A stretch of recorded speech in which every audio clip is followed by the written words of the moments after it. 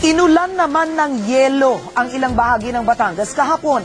4 ang patay matapos hambalusin ng buhawi ang isang bangka sa Quezon. Binaha rin ang 2 bayan sa Romblon. Nagpapatrol Israel Malasa. Bumagsak ang yelo sa ilang bahagi ng Batangas kahapon.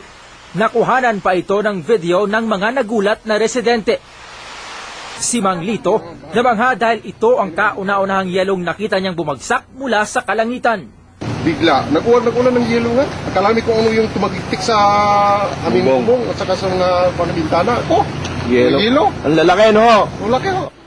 Sa mga bayan ng Bawan, San Pascual at Batangas City, sinabayan ng buhawit ulan ang pagbagsak ng hailstones.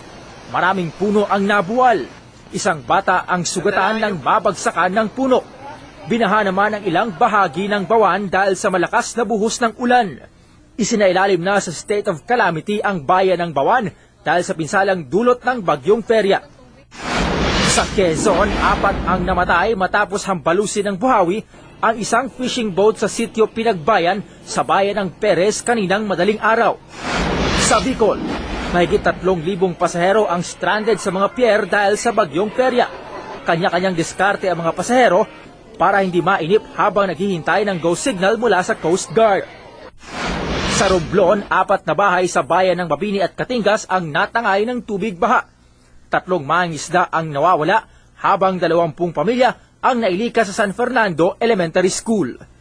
Israel Malasa, Patrol ng Pilipino.